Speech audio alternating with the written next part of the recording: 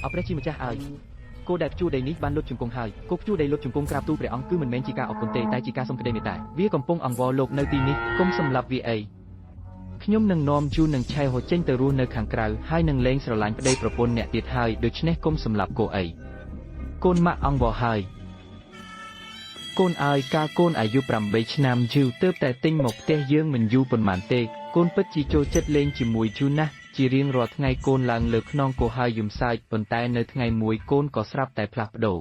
ឯងបាត់ខ្លួននៅលើភ្នំពួកយើងរកឯងយ៉ាងណាក៏រកមិនឃើញសោះពេលនោះគាត់បារម្ភស្ទើរតែខ្សែជីវិតទៅហើយព្រោះនៅលើភ្នំមានសត្វព្រៃគ្រប់ប្រភេទតើឯងអាចរស់រានមានជីវិតបានដោយរបៀបណាទៅបើឯងនៅតែនៅលើភ្នំនោះក្រោយមកគឺដាហ៊ីជាអ្នកអូសឯងដែលសន្លប់ចុះពីលើភ្នំដាហ៊ីពេញខ្លួនសុទ្ធតែស្លាកស្នាមរបួសដែលបណ្ដាលមកពីឆ្កែព្រៃខំគួរឲ្យអាណិតណាស់ប៉ុន្តែកូនឲ្យឯងមិនមានរបួសបន្តិចណាសោះយើងមិនអាចបំភ្លេចគុណនេះបានទេដាហ៊ីបានជួយជីវិតឯងតើឯងអាចសម្លាប់កូនរបស់នាងបានយ៉ាងម៉េចទៅ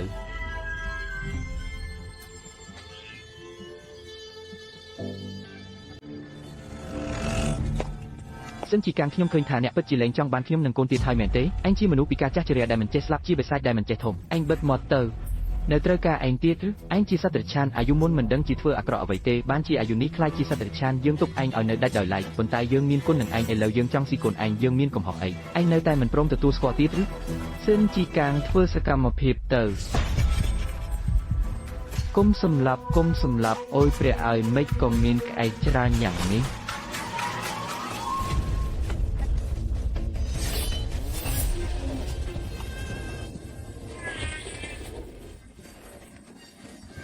ចប់ហើយបើពួកឯងបបាញ់គោកឹងទីញើបែបនេះខ្ញុំសូមអង្វរសម្រាប់ប្រទេសជាតិគេនឹងរឹបអូសយកស្រូវអង្ករក្នុងផ្ទះរបស់ពួកឯងទាំងអស់ហើយណាជាង10ឆ្នាំមុនអ្នកកាប់សត្វម្នាក់ក្នុងភូមិយើងបានសម្លាប់គោកឹងទីញើនោះលទ្ធផលគឺគ្រួសារទាំងមូលបានស្លាប់យ៉ាងអាណោចអាថមកណ្ដឹងក្បាលគោទូខោអាវ3ជីវិតបានរលត់ទៅហើយណាវាមិនត្រឹមតែជាសត្វតិរច្ឆានមួយក្បាលទេសម្លាប់ទៅក៏សម្លាប់ទៅ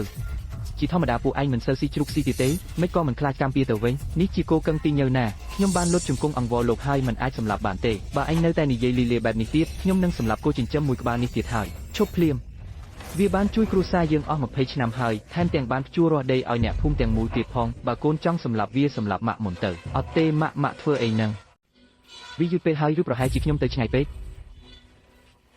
ហាអានេះជ្រាបជ្រែកក្នុងកុមារអរិយដ៏សាហាវបំផុតរបស់ពិភពលោកក្នុងវិមាត្រ3ព្រះអង្គគុំចាស់តើព្រះអង្គជាអ្វីទៀតហើយចេញឲ្យឆ្ងាយពីកម្មវិធីនេះនិងសម្រាប់នេះតើកូនប្រភេទនេះនឹងទៅជាយ៉ាងណាបុរសនោះដែលមាននាមត្រកូលថាឡុងជាអ្នកបោកប្រាស់ជាមនុស្សលួចរបស់របរនៅក្នុងโลกនេះអ្នកគឺជាមនុស្សតែម្នាក់គត់ដែលសំខាន់អ្នកទើបតែសម្លាប់សត្វសាហាវមួយក្បាលតើអ្នកអាចទទួលបានទោសអ្វីបើអ្នកពិតជាមានវាមែនខ្ញុំមិនខ្លាចទេមកចេញពីទីនេះឥឡូវនេះវង្វេងនិយាយពាក្យគឺវង្វេងច្រើនដងកូននេះពស់ណែនល្អយកវាមកជាស្បែកដុតស៊ីតែម្ដងដើម្បីអបអរពិធី